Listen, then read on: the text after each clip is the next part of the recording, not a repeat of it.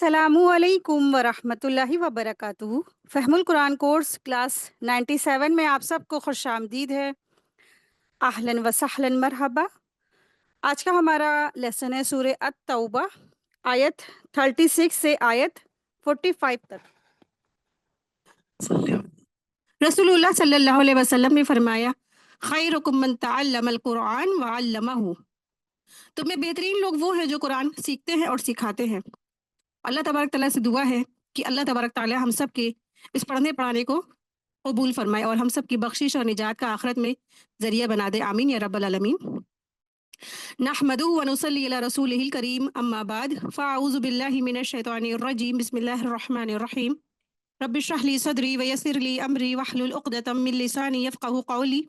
Rabbi ज़िदना इल्मा, rabbi यस्सिर व ला तुअस्सिर व तम्मिम bill खैरि व बिका नस्तईन। आमीन या रब्बल आलमीन। आज का हमारा लेसन है सूरह तौबा, आयत 36 टू 45। बिस्मिल्लाहिर्रहमानिर्रहीम। महीनों की गिनती अल्लाह के नज़दीक किताबुल्लाह में 12 की है।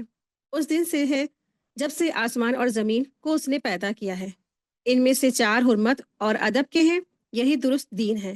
तुम उन महीनों में अपनी जानों पर जुल्म ना करो और तुम तमाम मुश्रिकों से जिहाद करो जैसे कि वो तुम सब से लड़ते हैं, और जान रखो कि अल्लाह ताला मुत्तकियों के साथ है।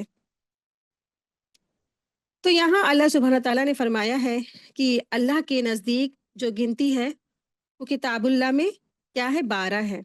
ठीक है। तो यहाँ अल्लाह सुब्हान ताला महीनों की गिनती के बारे में बता रहे हैं, फरमा रहे हैं।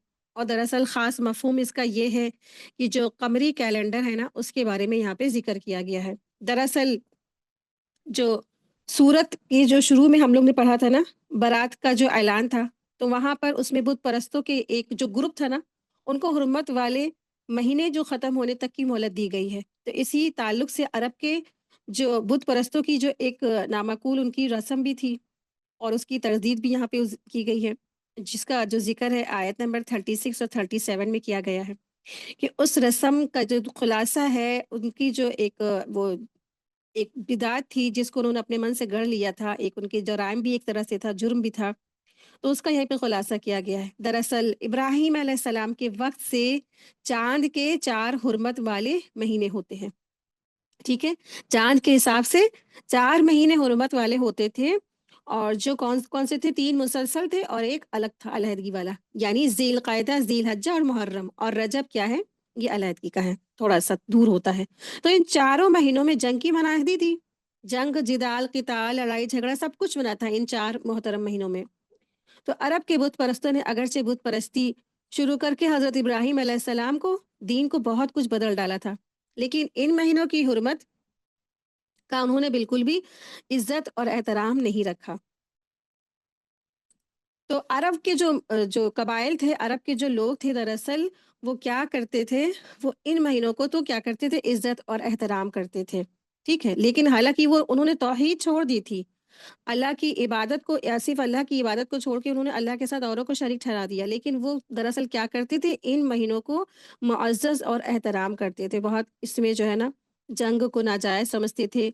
और फिर धीरे धीरे ये उन्होंने कहा कि उन्होंने जो इस मनाही को मुश्किल उनको समझ में आने लगा, यानी कि उनको जो है ये महीने की जो है पास रखना, इज्जत एहतराम करना, और इसमें जंग करना, उनको ये जंग ना करना इनको बड़ा मुश्किल लगने लगा।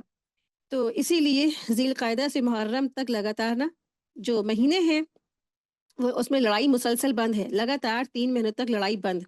तो उनके लिए बड़ा ये मुश्किल हो गया था, दुश्वार हो गया था। तो चुनाचे इस मुश्किल का हल उन्होंने ये निकाला कि वो किसी साल में कह देते थे कि इस मर्तबा जो सफ़र का जो महीना है, मुहर्रम से पहले आ गया है। ठीक है। कभी मुहर्रम से पहले आ गया, या मुहर्रम के बजाय सफ़र को हुर्मत वाला महीना समझा जाएगा। इस तरह से वो अपनी मर्ज़ी से चाँद के कैलेंडर में हेरा-फेरी कर देते थे। चुनाचे इस तरह वो मुहर्रम के महीने में लड़ाई को जायज़ करार देते थे, यानी कि रियल में वो जो है मुहर्रम का महीना होता था, लेकिन उसको बजाय मुहर्रम के वो कह देते थे ये सफ़र का महीना है। यानी कि गिनतियाँ और जो होती है ना, चाँद की जो तारीखें होती हैं, आगे पीछे कर देते थे। इसलिए ना नतीजा ये हुआ कि महीने आपस में क्या हो गए, गड़बड़ हो गए, मिल-जुल गए। चुनाचे रसूलुल्लाह सल्लल्लाहु अलैहि वसल्लम ने जब हिज्जतुल विदा, यानी कि जब फ़तह मक्का हुआ था ना, उसके बाद हिज्जतुल विदा का मौका था, तो आप सल्लल्लाहु अलैहि वसल्लम ने फरमाया कि ہجرت الوداع کے موقع پہ زمانہ گردش کرتا ہوا اپنی اسی حالت پر آ گیا ہے جس پر وہ اس دن پر تھا جس دن اللہ تعالیٰ نے آسمان اور زمین کو پیدا کیا۔ سال 12 مہینوں کا ہوتا ہے اور ان 12 مہینوں میں سے 4 مہینے حرمت والے ہوتے ہیں، 3 لگاتار ہیں، ذی القعدہ، ذی الحجہ اور محرم، اور رجب کیا ہے، اور رجب جو وہ ہے جو جمادی الاخری اور شعبان کے درمیان میں آتا ہے۔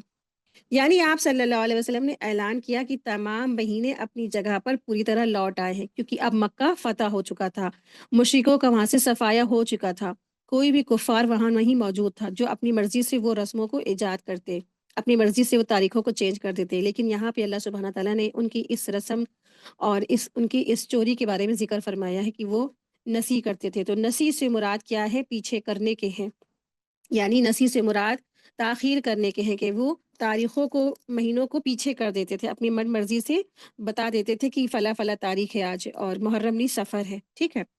تو اس طریقے سے وہ نسی کر کے ڈیٹ چینج کر دیتے تھے۔ اسی کا یہاں پہ اللہ سبحانہ تعالیٰ فرما رہے ہیں۔ آیت دیکھیں، آیت نمبر 37، انما النسیء زیادۃ فی الکفر یضل به الذین كفروا يحلونه عامرا ويحرمونه عاما ليواطئوا عدة ما حرم الله فيحلوا ما حرم الله زين لهم سوء أعمالهم والله لا يهدي القوم الكافرين۔ مہینوں کا آگے پیچھے کر دینا کفر کی زیادتی ہے، اس سے وہ لوگ گمراہ ہیں، گمراہی میں ہیں، اس سے وہ لوگ گمراہی میں ڈالے جاتے ہیں جو کافر ہیں۔ ایک سال تو اسے حلال کر لیتے ہیں اور ایک سال اسی کو وہ حرمت والا کر لیتے ہیں کہ اللہ نے جو حرمت رکھی ہے اس کے شمار میں تو موافقت کر لیں، پھر اسے حلال بنا لیں جسے اللہ نے حرام کیا ہے۔ انہیں برے کام بھلے دکھائی دیے گئے، یعنی انہیں ان کے برے کام بھلے دکھا دیے گئے ہیں، اور قوم کفار کی اللہ کی رہنمائی نہیں فرماتا، یعنی جو کفار قوم ہے نا، اللہ تعالیٰ ایسے لوگوں کو ہدایت نہیں دیتا۔ تو دراصل یہ لوگ جو ہے نا اپنی مرضی سے حلال اور حرام مہینے کو کر دیتے تھے، یعنی حرمت والے مہینے کو چینج کر کے کہتے تھے یہ حرمت والا مہینہ نہیں، حرام مہینہ نہیں، یہ حلال مہینہ ہے، ٹھیک ہے۔ تو عرب میں جو نسی تھی وہ 2 طریقے سے ہوتی تھی۔ تو نسی کی ایک صورت یہ تھی کہ جنگ اور جدال اور غارت گیری اور خون کے انتقام لینے کی خاطر کسی حرام مہینے کو وہ حلال کر لیتے تھے، ٹھیک ہے، اس کے بدلے کسی اور مہینے کو وہ حرام مہینے کی تعداد میں پوری کر دیتے تھے۔ اور دوسری صورت یہ تھی کہ قمری کیلنڈر کو شمسی کیلنڈر کے مطابق کر لیتے تھے، اس میں کبیسہ یعنی کہ 1 مہینہ بڑھا دیتے تھے، ٹھیک ہے، لیپ یعنی 1 مہینہ بڑھا دیتے تھے تاکہ حج ہمیشہ ایک ہی موسم میں آتا رہے۔ آپ دیکھیں کہ جو ہمارا چاند والا کیلنڈر ہوتا ہے، قمری کیلنڈر ہوتا ہے، اس میں ہر سال 10 دن کم ہوتے ہیں۔ اس حساب سے جو ہمارا جو جیسے بھی کوئی بھی ہمارا ہے، رمضان ہے یا حج ہے یا ہماری عید ہے یا بقرعید ہے، تو ایسا نہیں ہوتا کہ ہمیشہ جون کے مہینے میں پڑھے، تو وہ ہمیشہ گردش کرتی رہتی ہے، کبھی جون میں پڑھی، کبھی جولائی میں پڑھی، کبھی دسمبر میں پڑھی، کبھی اگست میں پڑھی، اس طرح سے وہ سرکل کرتی رہتی، گھومتا رہتا ہے چاند کے حساب سے، اگر ہم لوگ یہ مناتے ہیں، ٹھیک ہے۔ لیکن عرب کے لوگوں نے کیا کیا، جو اپنی مرضی سے تاریخ گھٹا بڑھا لیتے تھے زمانے جاہلیت میں، تو وہ لوگ کیا کرتے تھے کہ جو موسموں میں جو قمری کیلنڈر کے حساب کے بجائے وہ لوگ کیا کرتے تھے، شمسی کیلنڈر کے حساب سے وہ لوگ جو ہے یہ مناتے تھے، جو بقرعید ہے اور ذی الحجہ ہے اور جو یہ قربانی وغیرہ کا جو مہینہ، کیونکہ اس میں یہ نہیں چاہتے تھے کہ ہمارا کوئی بھی لاس ہو، اور جو حج جو ہے گردش نہ کرتا رہے، حج ہمیشہ ایک ہی مہینے میں پڑے، ٹھیک ہے۔ اگر آپ شمسی کیلنڈر کے حساب سے حج کرتے ہیں تو ہمیشہ ہم جیسے حج اگست میں پڑ رہا ہے تو ہر سال حج ہمیشہ اگست میں ہی پڑے گا، کیونکہ وہ ڈیٹ کیا ہوتی ہے، فکسڈ ہوتی ہے۔ تو مشرکین مکہ نے یہی سب سے بڑی چال بازیاں کی تاکہ ان کو کوئی نقصان نہ ہو اور حج گردش نہ رہے، جاڑا گرمی برسات میں اس طرح سے حج گردش نہ کرے۔ تو لیپ یعنی کبیسہ، یہ مشرکین مکہ اپنی دنیاوی مفادات کے لیے جو 36 سال کے عرصے میں حج 35 سال کر دیتے تھے، ٹھیک ہے۔ تو یعنی کہ جو حج 36 سال کے عرصے میں ہوتا تھا اس کو 35 سال کے حج میں کر دیتے تھے، اور ایک حج گم کر دیتے تھے بیچ میں۔ تو قمری کیلنڈر کو شمسی کیلنڈر بنانے کے لیے وہ 10 دن بڑھا دیتے تھے، یعنی کہ وہ شمسی کیلنڈر کو، قمری کیلنڈر کو شمسی کیلنڈر میں چینج کر دیتے تھے۔ تو یہ دراصل ان کی یہاں پر ایک جرم کے بارے میں اللہ سبحانہ تعالیٰ نے سامنے رکھا ہے۔ تو اس آیت میں نا نسی کو حرام اور ممنوع قرار دیا گیا ہے۔ قمری کیلنڈر سے پوری دنیا کے لوگ میں برابری آتی ہے، عدل ہوتا ہے، کیونکہ اس میں 10 سال، اس جو قمری کیلنڈر ہوتے ہیں اس میں 10 دن کم ہوتے ہیں۔ رمضان کبھی گرمی میں ہوتا ہے، کبھی سردی میں ہوتا ہے، ٹھیک ہے۔ کبھی کسی علاقے میں جو رمضان پڑھا تو کبھی کسی علاقے میں وہاں سردی ہو رہی اور دوسرے علاقے میں وہاں گرمی ہو رہی۔ اس سے کیا ہوتا ہے، سب کے بیچ میں عدل اور انصاف قائم ہوتا ہے۔ اسی لیے اللہ سبحانہ تعالیٰ نے جو اسلام کے جو دین کے جو ارکان ہیں قمری کیلنڈر کے حساب سے رکھے ہیں، لیکن ہر چیز سے یہ منہ چراتے تھے، جان چراتے تھے، تو انہوں نے اپنے منمانے طریقے سے ساری ڈیٹ وغیرہ سب چینج کر دی تھی۔ تو ان آیات میں انہی باتوں کا ذکر ہے۔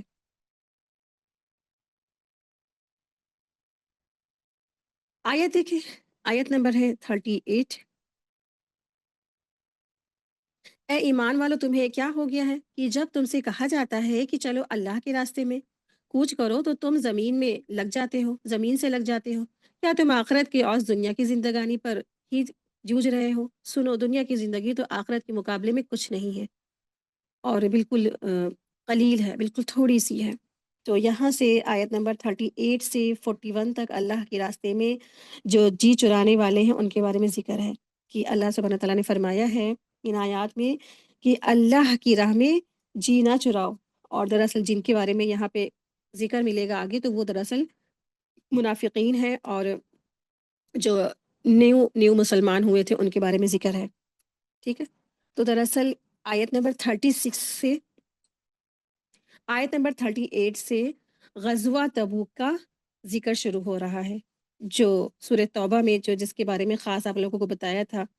تو غزوہ تبوک، اس کو جیش عشرہ بھی کہا جاتا ہے، ٹھیک ہے، جنگ جیش عشرہ بھی کہتے ہیں، کیونکہ یہ ایسے سفر کی طرف، اس میں جو ہے نا اس لمبے سفر کی طرف تھی کہ اس میں کافی پریشانیوں کا مسلمانوں کو سامنا کرنا پڑا تھا، اور کافی دقتیں تھی، اور مسلمان جو ہے اس وقت بہت تکلیف میں تھے، اور لیکن یہ کیا تھی، فرض سب کے لیے کر دی گئی تھی، یہ جنگ سب کے لیے فرض کر دی گئی تھی۔ تو یہاں سے غزوہ تبوک کے مختلف پہلوؤں کا بیان شروع ہو رہا ہے، جو اس صورت کے تقریباً آخری تک چلے گا، ٹھیک ہے۔ تو اس غزوے کا واقعہ مختصر یہ ہے کہ اب دیکھیے سیرت کی جو کتابوں میں بڑی بڑی طویل طویل ہے نا، تو مختصر شارٹ پہ یہ ہے کہ جب جو رسول اللہ صلی اللہ علیہ وسلم نے جو ہے مکہ فتح ہوا اور حنین کی لڑائی کے سفر سے جو واپس آئے نا، دونوں ہی لڑائی انہوں نے جیت لی تھی، فتح مکہ بھی جیت گئے تھے آپ صلی اللہ علیہ وسلم، اور حنین کی بھی لڑائی بھی آپ صلی اللہ علیہ وسلم کیا ہوئے تھے، ان کو فتح ملا تھا۔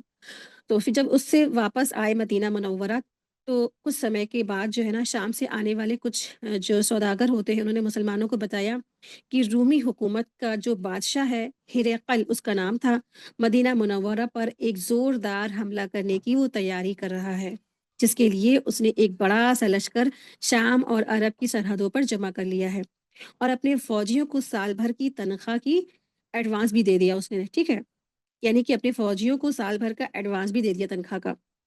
تو صحابہ کرام رضی اللہ عنہ، اگرچہ اب تک بہت سی وہ جنگیں لڑ چکے تھے، مگر وہ سب جو ہے نا جزیرہ عرب کے اندر تھی، یہ پہلا موقع تھا کہ دنیا کی جانی مانی ایک بڑی سی طاقت سے مقابلہ پیش آ رہا تھا، لیکن نبی کریم صلی اللہ علیہ وسلم نے فیصلہ فرمایا کہ ہرقل کے حملے کا انتظار کیے بغیر ہمیں کیا کرنا ہوگا، پیش قدمی کرنا ہوگا، یعنی آگے خود بڑھ کے ہمیں مقابلے کے لیے جانا ہوگا، اور خود وہاں پہنچ کر مقابلہ ہم کریں گے۔ چنانچہ آپ صلی اللہ علیہ وسلم نے مدینہ منورہ کی تمام مسلمانوں کو اس جنگ میں شریک ہونے کے لیے تیاری کا حکم دے دیا۔ مسلمانوں کے لیے یہ بہت بڑی آزمائش تھی۔ اول تو 10 سال گزر گئے کہ مسلسل جنگوں کے بعد یہ پہلا موقع تھا کہ فتح مکہ کے بعد اب سکون کے کچھ لمحات میسر آئے تھے۔ دوسرا یہ کہ جس وقت جنگ کے لیے روانہ ہونا تھا، وہاں ایسا وقت تھا کہ مدینہ منورہ کے کھجوروں کے باغوں میں کھجوریں پک رہی تھیں، انہی کھجوروں کا مدینہ والوں پر کی جو ہے سال بھر کی روزی روٹی کا دار و مدار تھا، یعنی کہ گزارا کرتے تھے وہ، یعنی فصلیں ان کی تیار تھی، فصلیں ان کے کاٹنے کا وقت تھا، تو ایسی حالات میں باغوں کو چھوڑ کر جانا بہت مشکل تھا۔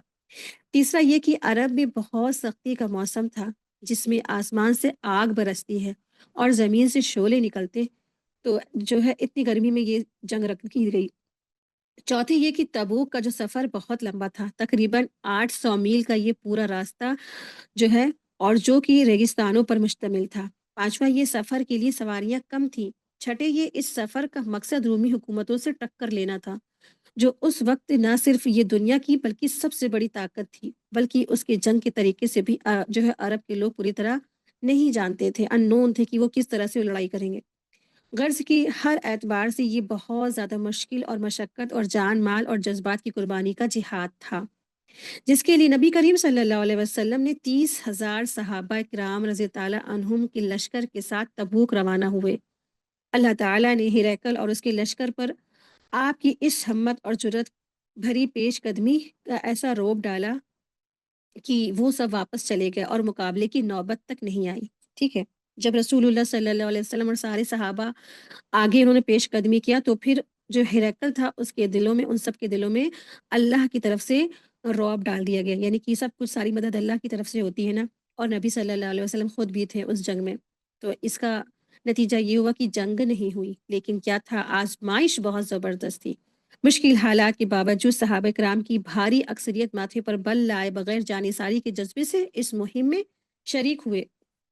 अलबत्ता कुछ सहाबा ऐसे भी थे जिन्हें ये सफ़र भारी मालूम हुआ और शुरू में उन्होंने जो है ना, उनको कन्फ्यूज़न हुई, और लेकिन आखिरकार वो भी लश्कर में शामिल हो गए। और चंद ऐसे भी सहाबा थे जो इस कन्फ्यूज़न की वजह से फ़ैसला तक ना कर सके और सफ़र में शिकस्त से सफ़र में शामिल होने से महरूम हो गए। यानी कि जंग तबूक का जो सफ़र था, चहलकदमी यानी पेशकदमी का जो था, तो उसमें वो महरूम हो गए। दूसरी तरफ मुनाफिक लोग जो ज़ाहिरी तौर पर मुसलमान हो गए थे ना, लेकिन अंदर से वो मुसलमान नहीं थे। तो ऐसी सख्त मुहिम में मुसलमानों का उनको साथ देने के लिए बिल्कुल मुमकिन ही नहीं था कि वो साथ देते। तो इसीलिए तमाम तरह के उन्होंने हीले बहानों से मदीना मुनव्वरा में वो रुक गए और उनके साथ नहीं गए। किसी ने बहाना बनाया कि जो है ना, वहाँ की औरतें बड़ी खूबसूरत होती हैं, अगर हम वहाँ जाएँगे तो हम ऐसा ना हो उनके फ़ितनों में पड़ जाएँ, ये बहाना बनाया। किसी ने बहाना बनाया कि हमारी फसलें काटने का वक़्त है और हम फसल काटेंगे। किसी ने बहाना बनाया कि हमारे घरों में हमारे बच्चे, बीवियों और जो है घरवालों को हमारी ज़रूरत है। इस तरह से उन्होंने तमाम तरह के हीले बहाने बनाए मुनाफ़िकों ने, और जो कमज़ोर ईमान वाले मुसलमान थे उन्होंने। तो इसी के बारे में यहाँ से ज़िक्र है कि अल्लाह सुब्हानहू व तआला फरमा रहे हैं कि तुम्हें क्या हो गया कि तुम क्यों नहीं निकलते? ऐ ईमान वालों, तुम्हें जो है ना, तुम्हें क्या करना है? तुम्हें कहा गया है, तुम्हें क्या हो गया है कि तुम जंग, जब तुमसे कहा जाता है ना कि तुम चलो अल्लाह की राह में कूच करो, तो तुम ज़मीन की तरफ लग जाते हो। यानी कि तुम अपने हीले हवाले, अपनी फैमिली के बहाने, तमाम तरह के बहाने बनाने लगते हो। आप देखिए, ये आज जो जंगें हो रही हैं, ये आज से जंग नहीं हो रही है, ये तो बहुत पुरानी बात है ना। तो जब आपको खुदा ना खास्ता, अल्लाह ना करे ऐसा वो वक़्त आए, लेकिन जब अल्लाह की तरफ से ऐसा नौबत आ जाए, वक़्त आ जाए, तो फ़ायदा इसी में है कि इंसान जंग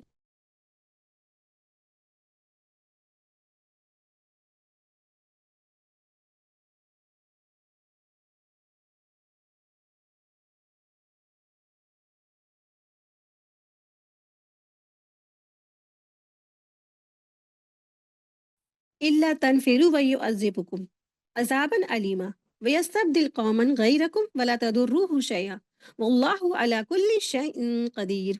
अगर तुमने कूच ना किया, तो तुम्हें अल्लाह ताला दर्दनाक सज़ा देगा और तुम्हारे सिवा और लोगों को बदल लाएगा। तुम अल्लाह ताला को कोई नुकसान नहीं पहुँचा सकते, और अल्लाह ताला हर चीज़ पर क़ादिर है। तो ना निकलने की सज़ा बताई जा रही है। अगर तुम नहीं निकले जंग में, अगर तुम नहीं गए अल्लाह की राह में, तो तुम्हारे क्या होगा, तुम्हारे लिए तो सख्त तरीन सज़ा होगी। और अल्लाह ताला का तो काम है, दीन का काम है, वो तो हो ही जाएगा। अल्लाह तबारक ताला किसी को भी उसके लिए चूज़ कर लेंगे, सिलेक्ट कर लेंगे, और अल्लाह का काम तो रुकने वाला है ही नहीं। तुम्हारे बदले अल्लाह तबारक ताला और लोगों को ले आएँगे, उनसे ये काम ले लेंगे। लेकिन तुम्हारा क्या होगा अंजाम? तुम्हारे लिए तो यही होगा कि तुम्हारे लिए तो नाकामियाँ ही होंगी, तुम्हारे लिए फलाह नहीं होगी, तुम्हारे लिए क्या होने वाला है? दर्दनाक अज़ाब होने वाला है। तो अगर तुम निकलते हो तो तुम्हारे लिए इसमें फ़ायदा है, और अगर नहीं निकलोगे, युअज़्ज़िबकुम अज़ाबन अलीमा, तो अल्लाह तबारक तआला तुम्हें अज़ाब देगा अलीम। ठीक है? तो अल्लाह के रसूल सल्लल्लाहु अलैहि वसल्लम ने आम ऐलान फरमा दिया था इस जंग तबूक में कि क्या करना है? सबको निकलना है। सारे लोगों को निकलना है इस जंग के लिए। तो दरअसल ये क्या था, यहाँ इस जंग में निकलना क्या हो गया था, फ़र्ज़े आइन था, सिवाय बच्चों, बूढ़ों और औरतों को छोड़कर। ये जंग फ़र्ज़े ऐन थी, यानी सबको जाना ज़रूरी था। तो ये अल्लाह सुब्हानहू तआला का एहसान भी है कि अल्लाह सुब्हानहू तआला ने इस्लाम की सरबुलंदी के लिए ना तुम्हें यानी मुसलमानों को चुन लिया। تو اللہ اگر چاہتا تو تمہاری جگہ کسی اور مخلوق کو لے آتا، وہ اللہ کے دین کی سربلندی کرتے۔ تو تم تو یہ کیا ہے، تمہیں تو خوش نصیبی ہونا چاہیے، تمہیں اپنے آپ کو اللہ کا شکر ادا کرنا چاہیے کہ واقعی میں اللہ تعالیٰ نے ہمیں اللہ کی دین کی سر بلندی کے لیے ہمیں چن لیا۔ جو آج آپ دیکھیں ہمارے سامنے حالات حاضرہ ہے، جو آج جو شہید ہو رہے ہیں فلسطین کے، جو کتنے لوگ شہید ہو گئے نا مسلمان، تو اللہ تبارک تعالیٰ نے نا دیکھیے ان کے کتنے درجات بلند کیے ہوں گے انشاءاللہ۔ ان کو اور جو ہے درجات کی اتنی زیادہ بلندی ہے کہ اللہ سبحانہ تعالیٰ نے فرمایا بھی کہ جو اللہ کی راہ میں مر گئے ہیں نا، سورہ بقرہ میں ہم لوگ نے پڑھا تھا، جو اللہ کی راہ میں فوت ہو گئے انہیں تو مردہ نہ کہو، وہ تو زندہ ہیں۔ اللہ تعالیٰ نے ان کے لیے درجات کی بلندی فرمائی ہے۔ ان کی جو روحیں سبز پرندوں کے، جو جو سبز پرندے ہوتے ہیں ان کے اندر ہے ان کی روحیں، اور وہ جنت میں جہاں چاہتی ہیں وہاں سے کھاتی پھرتی ہیں اور ٹہلتی ہیں۔ اور اللہ تبارک تعالیٰ جب ان سے پوچھتے ہیں کہ بتاؤ تمہاری کیا خواہش ہے اے میرے بندو، جو شہادت ہونے والے، جو شہید ہونے والے جو لوگ ہیں، تو وہ یہی کہتے ہیں، آرزو کرتے ہیں کہ اللہ تعالیٰ ہمیں واپس دنیا میں بھیج دے کہ ہم پھر آپ کی راہ میں شہید ہو کر آئیں۔ تو جنت میں جانے کے بعد کسی کی یہ آرزو نہیں رہتی ہے کہ ہم جو ہے واپس دنیا میں جائیں سوائے شہید کے۔ شہید کو وہ لذت ملتی ہے شہادت ہو کے اللہ کی راہ میں کہ وہ اس کی آرزو یہی خواہش ہوتی ہے کہ ہمیں پھر سے دنیا میں بھیج دیا جائے اور پھر سے ہم اللہ کی راہ میں شہید ہو جائیں۔ ٹھیک ہے، اتنا بڑا رتبہ ہوتا ہے شہادت کا۔ تو جس نے یہ چکھا ہوگا نا، تو انشاءاللہ اللہ تعالیٰ اس کو بلند درجات عطا فرمائے۔ اور واقعی میں کہ آج ساری جو مسلمان ایک طرح سے وہ ان کی جو ہے ایک طرح سے وہ مردہ ہو گئے ہیں، وہ تو شہادت پا کے ان کے درجات بلند ہوئے، لیکن آج جو مسلمان ملک یا مسلمان جو نہیں بول رہے ان کے فیور میں، مسلمانوں کے فیور میں، تو ایک طرح سے وہ مردہ ہیں، وہ فوت شدہ لوگ ہیں۔ تو جنازے کی نماز تو انہیں اپنے آپ ہی پڑھنی چاہیے نا، کیونکہ وہ فوت ہو چکے ہیں اور وہ تو شہید ہو گئے جنہوں نے اللہ کی راہ میں جہاد کیا، جنگ کیا نا، اسی لیے اسی کی خاطر نا کہ مسجد اقصی اللہ کا گھر ہے، مسجد جو ہے کیا ہے، وہ پرانی مسجد ہے، اور تمام انبیاء نے وہاں پہ نماز پڑھی، اور قبلہ اول تھا رسول اللہ صلی اللہ علیہ وسلم نے 18 مہینے اس رخ نماز کری تھی۔ تو ایک طرح سے اس کا بھی بہت زیادہ فضیلت ہے، مسجد اقصی کی بھی، اسی کی حفاظت کے لیے انہوں نے اپنی جان مال سب قربان کر دیا۔ ایک خوبصورت سا جو شہر تھا آج وہ ریگستان، قبرستان، شمشان بنا دیا ان لوگوں نے۔ آپ دیکھیں کہ بظاہر تو لگ رہا ہے کہ بڑا نقصان ہو گیا، اور کیا تھا، ہری بھری جو ہے یہ لوگ تو ایسے قبرستان ایسا ان کا شہر بن گیا۔ آپ دیکھیں کہ اللہ تبارک تعالیٰ کے انشاء اللہ تعالیٰ بہت بلند درجات ہوں گے ان لوگوں کے انشاءاللہ۔ تو اسی طرح اس وقت بھی یہی حالات تھے کہ ہر ایک سمجھ رہا تھا کہ جنگ تبوک تو ہم کیسے جائیں، اور اللہ کے رسول نے تو ہمارے لیے فرض کر دی، لیکن ہمارا تو ادھر نقصان ہی نقصان ہو جائے گا اگر ہم ادھر جاتے ہیں، اور اتنی بڑی شخصیت، اتنی بڑی جو اسٹرانگ ہے، اس سے ہمارا مقابلہ ہے۔ اب مثال کے طور پہ اس وقت پاورفل جو کنٹری ہے، امریکہ سے کوئی لڑنا چاہے گا بھلا، ہے نا؟ تو امریکہ کے آگے ہر ایک کوئی گھٹنے ٹیک دیتا اپنی، نہیں نہیں، اتنی بڑی پاورفل جو کنٹری ہے ہماری، تو نہ ہمارے پاس ان کے جو ہے سامنا کرنے کے ہمارے پاس جو ہے سامان ہے، نہ ہتھیار ہے، نہ لوگ ہیں۔ تو اتنی پاورفل کنٹری سے ہم کیسے مقابلہ کریں، ہر ایک ان سے پیچھے ہٹ جاتا ہے۔ آپ سوچیں کہ اس وقت بھی اسی حالات تھے۔ ہیراکل کا جو بادشاہ تھا اسی طرح سے وہ بھی تھا، بہت پاورفل تھا، بہت طاقتور تھا، لیکن اللہ کی مدد سے بڑھ کر کوئی بھی نہیں ہوتا، کچھ بھی نہیں ہوتا۔ تو اللہ کی مدد آئی، اللہ نے رعب ڈال دیا اس کے دل میں، اور پھر کیا ہوا، بنا جنگ لڑے پھر وہ لوگ کیا ہو گئے، مسلمان غالب ہو گئے، اور یہ ایک بڑی آزمائش سے سارے مسلمان لوگوں کا دورہ ہوا، اور اس میں سے اللہ سبحانہ تعالیٰ نے چھانٹ پھٹک کر الگ کر دیا، منافقین کون ہیں اور مسلمان کون ہیں، یہ سب کو پتہ چل گیا اس سے۔ آیت نمبر 40 دیکھیں۔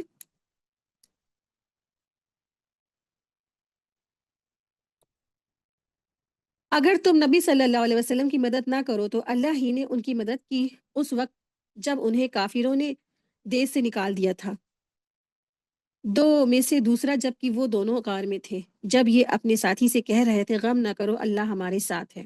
بس جناب باری نے اپنی طرف سے تسکین اس پر نازل فرما کر ان لشکروں سے اس کی مدد کی جنہیں تمہیں دکھائی نہیں دیے۔ اس نے کافروں کی بات پست کر دی، اور بلند عزیز تو اللہ تعالیٰ کا کلمہ ہی ہے، اللہ غالب ہے اور حکمت والا ہے۔ تو اللہ سبحانہ تعالیٰ فرما رہے ہیں کہ اگر نہ تم نے نبی صلی اللہ علیہ وسلم کی مدد نہ کی تو اللہ ہی ہے کہ اس نے ان کی اس وقت مدد کی جب انہیں کافروں نے ان کے دیش سے نکال دیا تھا، یعنی کہ مکہ سے نکال دیا تھا۔ تو یہاں پر اللہ سبحانہ تعالیٰ ہجرت کا جو واقعہ ہے اس کی طرف اشارہ کر رہے ہیں کہ جب آپ صلی اللہ علیہ وسلم جو تھے ہجرت کر کے جا رہے تھے، اور دارالندوہ میں ان کو جان سے مارنے کی پلاننگ بھی کی تھی، جو ہم لوگ سیرت میں بھی پڑھے ہیں ابھی، سارے لوگ اکٹھے ہو گئے تھے ان کے گھر کے باہر، اور پھر سب لوگ ان کے مارنے کے لیے پلاننگ کر رہے تھے، کوشش کر رہے تھے، اور پھر یہ لوگ جا کر کے غار ہیرا میں چھپ گئے تھے۔ ٹھیک ہے؟ تو جہاد سے پیچھے رہنے یا اس سے جان چھڑانے والوں سے کہا جا رہا ہے کہ اگر تم نے نا مدد نہ کی جنگ تبوک میں شامل ہو کر کے، تو اللہ تعالیٰ تمہاری محتاج بھی نہیں ہے، تمہاری مدد کا محتاج نہیں ہے۔ اللہ تعالیٰ نے تو اپنے رسول کی مدد اس وقت کی جب اس نے غار حرا میں پناہ لی تھی، یعنی رسول اللہ صلی اللہ علیہ وسلم نے غار حرا میں چھپ گئے تھے اور پناہ لی تھی، اور اپنے ساتھی یعنی ابو بکر رضی اللہ تعالیٰ عنہ صدیق سے بھی کہا تھا کہ لا تحزن ان اللہ معنا، کہ غم نہ کرو کہ اللہ تبارک تعالیٰ ہمارے ساتھ ہے۔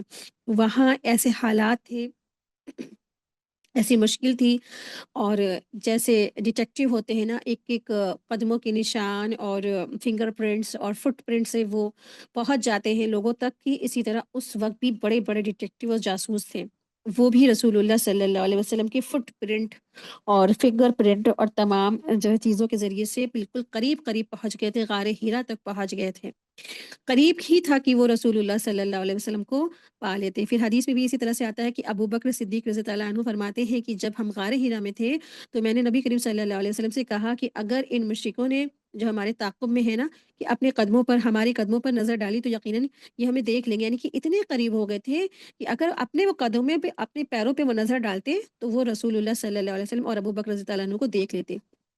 تو نبی کریم صلی اللہ علیہ وسلم نے فرمایا کہ اے ابو بکر، تمہارے ان دونوں کے بارے میں کیا خیال ہے جس کا تیسرا یعنی اللہ کی مدد، اس کی نصرت اس کے ساتھ شامل حال ہے؟ یعنی دو میں سے جو تیسرا تھا وہاں پہ اللہ سبحانہ وتعالیٰ تھے، تیسرا جو تھے اللہ تھے، کہ جو ابھی رسول اللہ صلی اللہ علیہ وسلم نے اس آیت میں فرمایا نا، آپ دیکھیں آیت میں بھی ہے لا تحزن ان اللہ معنا، ٹھیک ہے؟ تو غم نہ کرنا کہ اللہ کی مدد ہمارے ساتھ ہے۔ تو اس وقت بھی اللہ سبحانہ تعالیٰ نے ان کی مدد فرمائی جب بالکل وہ اکیلے اور تنہا تھے، اور پوری مکہ کے اتنے ڈھیر سارے لوگ ان کی جان کے پیچھے پڑے ہوئے تھے۔ تو یہ کوئی مشکل نہیں ہے کہ اللہ تبارک تعالیٰ کچھ بھی کر سکتے ہیں۔ ویسے بھی واقعات تو لگتا ہے کہ بس ابھی سب ختم ہو جائے گا، اجڑ جائے گا، اور سب مشرکین جو ہے اس پہ قبضہ کر لیں گے، لیکن پھر اللہ کی طرف سے کہ ایسی مدد آتی ہے نا کہ سب پاسے ہی پلٹ جاتا ہے، تو اللہ تبارک تعالیٰ کچھ بھی کر سکتے ہیں۔ اور جیسا کہ یہاں فرمایا کہ یہاں جو مدد فرمائی اللہ سبحانہ تعالیٰ نے، کہ اللہ تعالیٰ نے اپنی طرف سے تسکین اس پر نازل فرمائی اور ان پر لشکروں کی مدد فرمائی۔ تو اس سے مراد نا مدد کی دو صورتیں بیان ہوئی ہیں، کہ پہلی مدد یہ تھی کہ رسول اللہ صلی اللہ علیہ وسلم سے سکینت نازل فرمائی، اور دوسرا کہ فرشتوں کی طرف سے تائید آئی تھی، یعنی فرشتوں کو بھیج کر اللہ تبارک تعالیٰ نے مدد فرمائی تھی۔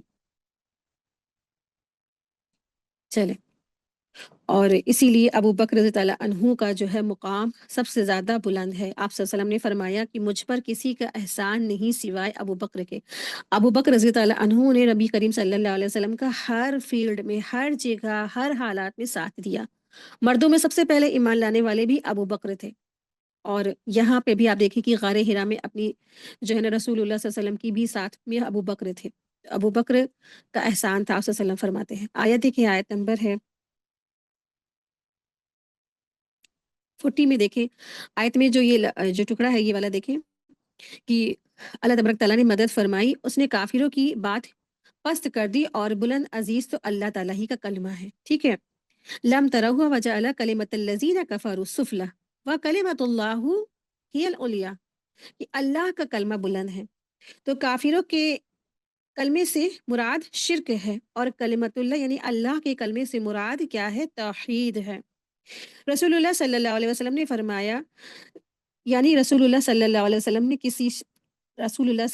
وسلم سے کسی شخص نے پوچھا کہ بہادری کے جوہر دکھانے کے لیے اگر کوئی لڑتا ہے تو ایک قبائل عصبت اور حمیت میں اگر کوئی لڑتا ہے تو، اور ایک ریاکاری کے لیے لڑتا ہے، تو ان میں سے فی سبیل اللہ لڑنے والا کون ہے؟ تو آپ صلی اللہ علیہ وسلم نے فرمایا جو اس لیے لڑتا ہے کہ اللہ کا کلمہ بلند ہو جائے تو وہ فی سبیل اللہ لڑ رہا ہے، ٹھیک ہے؟ تو یہ بخاری کی حدیث نمبر 2810 تھی۔ تو یعنی سب سے زیادہ جو امپورٹنٹ ہے، سب سے اعلیٰ جس کا مقام ہے، وہ جہاد فی سبیل اللہ والا ہے۔ تو جو اللہ کے راستے میں اللہ کا کلمے کی سربلندی کے لیے لڑتا ہے تو وہ کیا ہے؟ جہاد فی سبیل اللہ ہے۔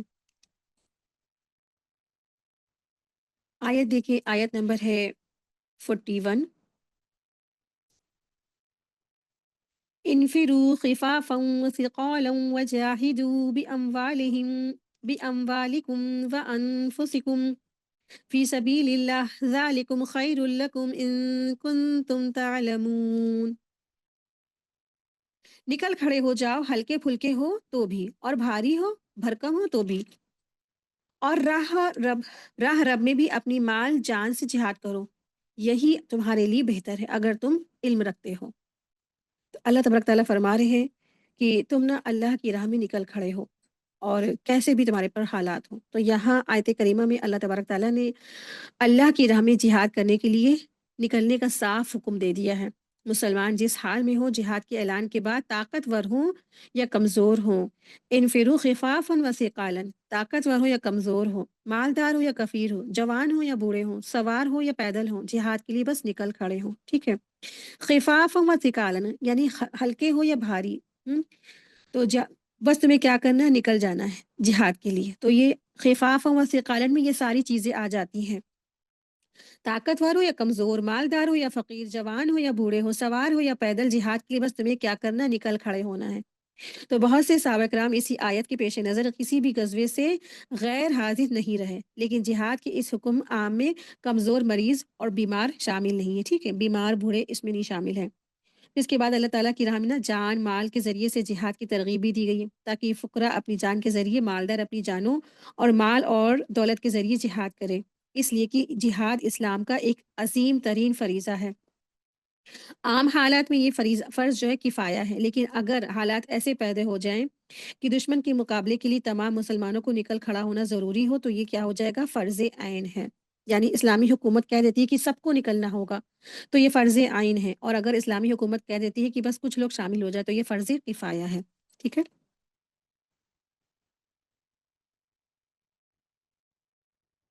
آیت دیکھیے، آیت نمبر 42۔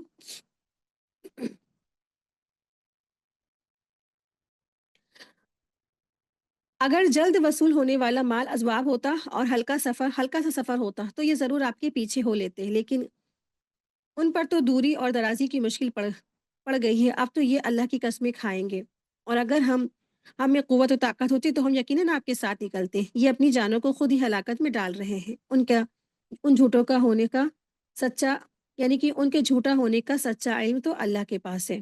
تو اب یہاں سے منافقوں کے بارے میں بات کہی جا رہی ہے۔ دراصل یہ جو یہاں سے منافقوں کے بارے میں ذکر ہے، تو منافقوں کی جو معذرتیں تھیں، یعنی تھوڑی سی محنت کے بعد منافقوں کو مال غنیمت ہاتھ آنے کی توقع اور سفر میں اتنا طویل اور پرمشقت نہ ہوتا تو پھر یہ منافق یقیناً آپ کے ہمراہ نکلنے کو تیار ہو جاتے، ٹھیک ہے۔ تو یہ منافقوں نے ایسا کہا آپ صلی اللہ علیہ وسلم سے کہ ہمارے حالات ایسے ہیں اور ہماری مشکلات ایسی ہیں، ورنہ ہم بھی آپ کے ساتھ آتے، لیکن جب شام تک کا جو سفر بھی وہ کیا ہے، شدید گرمی کے موسم میں، اور جبکہ سواریاں بہت کم تھیں، یعنی ایک ایک سواری پہ ایک اونٹ تھا، اس پہ تقریباً 18 لوگ اس پہ سفر کرتے تھے، کس طرح سے، یعنی باری باری لوگ بیٹھتے تھے۔ 20 دن لگے وہاں جانے میں اور 20 دن لگے وہاں آنے میں، تبوک کے مقام پہ، اور مقابلہ بھی ایسے دبدبے والے حکومت سے تھا جہاں فتح کے بجائے ناکامی کے آثار دکھائی دیتے تھے۔ تو ایسی صورت میں کیسے آپ کا ساتھ دے سکتے ہیں، یعنی اندر ہی اندر سے انہوں نے کیا کہا، انکار کیا جنگ میں نہ جانے کا، اور جو ہے، اور بظاہر انہوں نے عذر اور بہانے تلاشے کہ ہمارے یہ مشکل ہے، ہمارا یہ پریشانی ہے، اور ہم کیسے آپ کے ساتھ جائیں، ہمارے لیے تو پریشانیاں ہیں۔ تو اس طرح سے انہوں نے اپنے ہیلے بہانے سامنے لائے رسول اللہ صلی اللہ علیہ وسلم کے۔ تو پھر اللہ کے رسول صلی اللہ علیہ وسلم نے کہا ٹھیک ہے جاؤ، اگر تمہاری یہ پریشانی ہے تو جاؤ پھر۔ تو آیت دیکھیں، آیت نمبر 43۔ اللہ تجھے معاف فرما دے، تو نے انہیں کیوں اجازت دے دی بغیر اس کے کہ تیرے سامنے سچے لوگ کھل جائیں اور تو جھوٹے لوگوں کو بھی جان لے۔ تو یہ تو محبت بھرا انداز ہے کہ عف اللہ عنک، محبت بھرا انداز ہے۔ اللہ تبارک تعالیٰ رسول اللہ صلی اللہ علیہ وسلم سے فرما رہے ہیں اور تنبیہ کر رہے ہیں کہ معافی کا اعلان بھی فرما دیا نا، کیونکہ اگر پہلے تنبیہ کی جاتی ہے بعد میں معافی کا اعلان ہوتا تو اس کے درمیانی وقت میں آپ پر نہ جانے کیا کیفیت گزرتی۔ تو اللہ نے پہلے ہی فرما دیا کہ اللہ نے تجھ سے درگزر کیا، اللہ نے تجھے معاف فرما دیا۔ مطلب یہ ہے کہ ان منافقوں کو نا جہاد میں جانا تو تھا ہی نہیں، اور اللہ تعالیٰ بھی نہیں چاہتے تھے کہ لشکر میں یہ لوگ شامل ہو کر فساد مچائیں، لیکن اگر آپ انہیں جہاد سے الگ رہنے کی اجازت نہ دیتے تو یہ بات کھل کر سامنے آ جاتی کہ یہ لوگ نافرمان ہیں اور یہ لوگ منافقین ہیں۔ تو رخصتیں ہر بار کون طلب کرتا ہے؟ منافق۔ ایمان کی کسوٹی مشکل وقت میں ساتھ دیتے ہیں یا نہیں دیتے ہیں؟ یہی ایمان کی کسوٹی ہے، جب مشکل وقت آتا ہے تو کون ساتھ دیتا ہے اور کون ساتھ نہیں دیتا ہے۔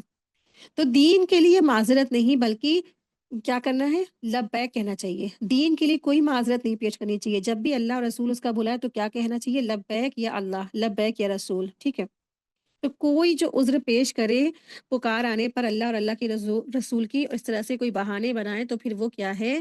منافق ہے۔ تو اس وقت بھی یہی حال ہوا، جن لوگوں نے جو ہے بہانے بنائے اپنے فیملی کے، اپنے اور طرح طرح کے جو ہیلے بہانے، تو پھر کیا ہوئے؟ ان کا منافقت کھل کر سامنے آ گئی کہ یہ لوگ منافق ہیں۔ کہ جو مخلص ایمان والے تھے انہوں نے تو کہا تھا کہ اے اللہ کے رسول آپ جہاں کہیں گے ہم وہاں جانے کو تیار ہیں، انہوں نے کبھی بھی کوئی بہانے نہیں بنائے۔ آپ دیکھیں کہ ہم ہمارے لیے اس میں کیا سبق ہے؟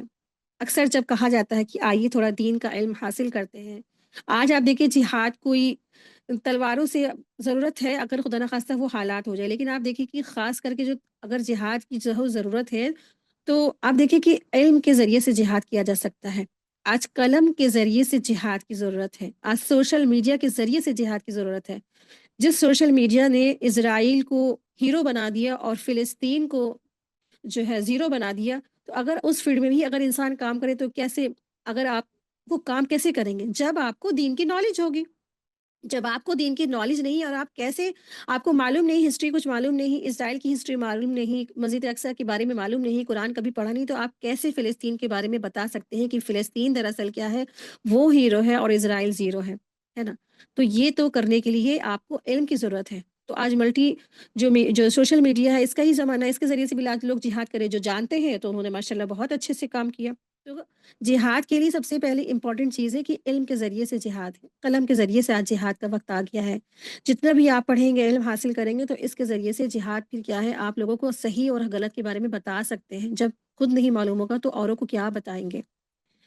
تو یہی کہا جا رہا ہے کہ جہاد کس طرح سے کرے انسان؟ تو جہاد یہی ہے کہ انسان علم حاصل کرے، اوروں کو بتائے۔ اگر آپ نے خود پڑھا پھر آپ 10 کو بتا رہے ہیں، یا پھر وہ 10 جا کے کسی اور 20 کو بتا رہے ہیں، پھر وہ 20 جا کے کسی اور 40 کو بتا رہے ہیں، تو اس طرح سے پھر کیا ہوگا؟ جہاد فی سبیل اللہ ہوگا۔ اور نہ جانے کون سا آپ کا مخلص جو اسٹوڈنٹ ہے وہ کون سا بڑا سا کارنامہ کر جائے، ہے نا؟ تو ضرورت ہے کہ لوگوں کو ایجوکیٹ کیا جائے دین کے بارے میں، اور یہی کیا ہے؟ اسی سے آج مسلمان کو سو دور ہے۔ قرآن تو پڑھنا یوں سمجھتے ہیں کہ یہ ہمارا کام نہیں، علماؤں کا کام ہے، ہم کیسے قرآن پڑھیں؟ یہ ہمارا کام نہیں، یہ تو بہت بڑی ذمہ داری ہے، ہم تو مخارج اپنے ٹھیک کر لیں، یہی امپورٹنٹ ہے۔ اللہ کے احکام جان کے ہم کیا کرنے والے؟ کچھ نہیں۔ اس طرح سے لوگ اپنے ان کے عذر ہوتے ہیں، اس طرح سے عذر کرتے ہیں، کہتے ہیں یہ ہمارا عذر ہے، پھر کہتے ہیں آئیے دین کی طرف آئیں، فلاں فلاں یہ قرآن پڑھایا جائے گا، تو کہتے ہیں نہیں ہمارے تو بچے ہیں، شوہر ہے، بیوی ہے، فلاں ہے، یہ فلاں ہے ہمارا بہانہ۔ اس طرح سے آج مسلمان بھی اسی طرح سے عذر پیش کرتے ہیں اور علم سے دور ہو جاتے ہیں، جبکہ علم اور دین کا علم حاصل کرنا یہ جہاد ہے۔ جہاد سے اس طرح سے پیچھے رہتے ہیں، کوئی اپنے آفس کا بہانہ بناتا ہے، کوئی اپنے گھر کا بہانہ بناتا، کوئی اپنی بیماری کا بہانہ بناتا۔ آپ دیکھیے صرف سننا ہے، بیماری کی حالت میں اگر انسان کان نہیں لگا لے، سن رہا ہے، تو پھر کیا ہے؟ لیٹے لیٹے بھی اگر آپ نے کیا کیا؟ جہاد کیا۔ اور پھر اگر آپ نے وہ نہ اس کلاس کو جوائن کر کے پھر آپ نے وہ وقت تو انسان گزارنا ہے، کسی بھی طرح وہ گزارے گا، پھر وہ اپنی جو وقت ہے کسی اور سلائڈ کرنے میں نا، اسکرول کرنے میں گزار دیتا ہے، یوٹیوب چلائے گا، پھر انسٹا چلائے گا، پھر فیس بک چلائے گا، پھر تمام مارکیٹنگ والی جو چیزیں ہیں وہ سب کچھ دیکھے گا، لیکن بس وہ ایک خیر والی جو چیز ہوتی ہے اس سے وہ پیچھے رہ جاتا ہے۔ کام تو وہ کرنا ہے ہی اس کو نا، کچھ نہ کچھ۔ تو دیکھیں وقت کہاں لگا اچھائی کی جگہ برائی میں، ہے نا؟ تو اس طرح سے آج مسلمان کی جو یوتھ جنریشن ہے وہ بھی عذر تلاشتے ہیں، عذر بناتے ہیں، دین سے پیچھے رہ جاتے ہیں، جیسے ان جو منافقوں نے اور نئے نئے ایمان والے مسلمانوں نے بھی عذر بنائے تھے۔ آیت دیکھیں، آیت نمبر ہے 44۔ اللہ پر اور قیامت کے دن پر ایمان اور یقین رکھنے والے تو مالی اور جانی جہاد سے رک رہنے کی کبھی بھی تجھ سے اجازت طلب نہیں کرتے ہیں۔ دیکھیے وہی بات آ گئی نا، جو بتائیے آپ لوگوں کو، جو مخلص اور خالص ایمان والے ہوتے ہیں وہ کبھی بھی بہانے نہیں بناتے ہیں، اور اللہ تعالیٰ پرہیزگاروں کو خوب جانتا ہے، کون متقی ہے، کون پرہیزگار ہے، کون انفاق اور کون منافق ہے، یہ سب کچھ جاننے والا اللہ سبحانہ تعالیٰ ہے۔ اللہ تبارک تعالیٰ نے بتا دیا، لا یستاذنک الذین یؤمنون باللہ والیوم الآخر ان یجاہدوا باموالہم وانفسہم۔ اللہ پر اور قیامت کے دن پر جن کا ایمان اور یقین ہوتا ہے، ایمان اور یقین ہے، تو اس نے کیا کیا ہے؟ وہ اپنی جانی مالی جہاد سے رکنے کی کبھی بھی آپ سے اجازت طلب ہی نہیں کرتے ہیں۔ تو جو کوئی دین سے اور جہاد سے اور فی سبیل اللہ سے جو رکتے ہیں، جو پیچھے ہٹتے ہیں، تو اس کا پروف یہی ہے کہ ان کے اندر ایمان اور یقین ہے ہی نہیں۔ ایمان ان کے دلوں میں راسخ نہیں ہوا، ان کو آخرت پہ یقین ہی نہیں ہے، وہ تو بس ایک ظاہری طور پر ہے۔ جیسے مشرکین مکہ کہتے تھے نا، لات منات عزا، تو مسلمان کے گھرانے میں پیدا ہو جانا اللہ اور رسول اور قرآن اسی طرح سے وہ لوگ بھی فالو کرتے ہیں، جیسے لات منات عزا کی وہ فالوور تھے، ہے نا، بس آبا و اجداد کی دین کی پیروی کرتے ہیں۔ ایمان اور یقین تو ان کے دلوں میں راسخ نہیں ہوا، اللہ کی محبت ان کے دلوں میں رچی بسی نہیں، رسول کی محبت میں انہوں نے قربانیاں نہیں دی۔ تو جو اللہ کے مخلص اور خالص بندے ہوتے ہیں، وہ کبھی بھی جہاد سے پیچھے نہیں رہتے، وہ کبھی بھی کسی بہانے کو سامنے نہیں لاتے، وہ ہمیشہ کیا کرتے ہیں، لبیک یا اللہ، لبیک یا رسول۔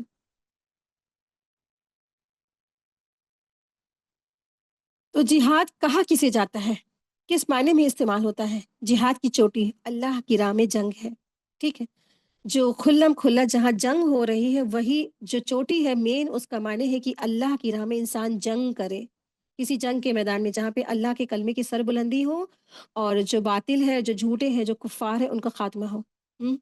تو اللہ کی راہ میں جنگ ہے، جہاد ہے، لیکن جہاد انسان کو زندگی کے ہر گوشے میں کرنا ہے۔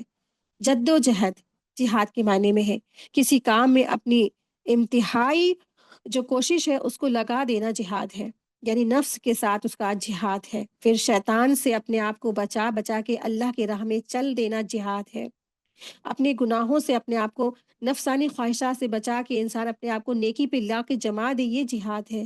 جہاد فی سبیل اللہ ہر وہ کوشش ہے جو انسان ذاتی غرض کو چھوڑ کر محض اللہ کے لیے اور اللہ کے کلمے کے سر بلندے کے لیے وہ کرے، یہ سب کیا ہے، جہاد ہے، ٹھیک ہے۔ دین کی سربلندی کے لیے کفار سے جنگ کرنا، یہ کیا ہے، یہ اصل جہاد ہے۔ اور پھر جہاد کے بہت سارے مفہوم ہیں جو بھی آپ کو بتائے، جان سے، مال سے، قلم سے، فی سبیل اللہ، یہ سب کیا ہے، علم حاصل کرنا، یہ سب کیا ہے، جہاد ہے۔ اور متقی کون ہے؟ متقی وہ ہے جو اللہ پر اور یوم آخرت پر ایمان لائے، اپنی مالوں سے، جانوں سے اللہ کی راہ میں جہاد کرے، یہ متقین ہے۔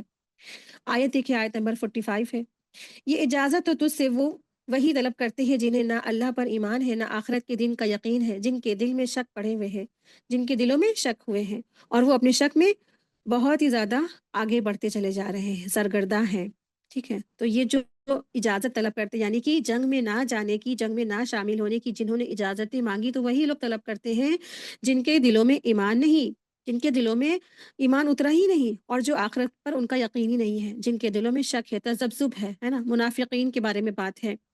تو جو لوگ اللہ کی راہ پر لبیک نہیں کہتے، جو لوگ اللہ کے دین میں شامل نہیں ہوتے، جنہوں نے عذر بہانے بنائے، جنہوں نے اپنی دنیاوی زندگی کو امپورٹنس دیا اور آخروی زندگی کو کنارے رکھا، تو پھر کیا ہے، تو یہ لوگ ایسے ہیں کہ یہ منافقین ہیں۔ تو اللہ تبارک تعالیٰ سے دعا ہے کہ اللہ تبارک تعالیٰ ہم سب کو منافقت کے ایک ایک درجے سے اللہ تبارک تعالیٰ ہم سب کی حفاظت فرمائے، ہم سب کو مخلص اور خالص جو ہے مسلمان بنا دے، آمین یا رب العالمین۔ وآخر دعوانا ان الحمد للہ رب العالمین، سبحانک اللہم و بحمدک، اشہد ان لا الہ الا انت، استغفرک و اتوب الیک۔ السلام علیکم ورحمۃ اللہ وبرکاتہ۔ جزاکم اللہ خیرا کثیرا۔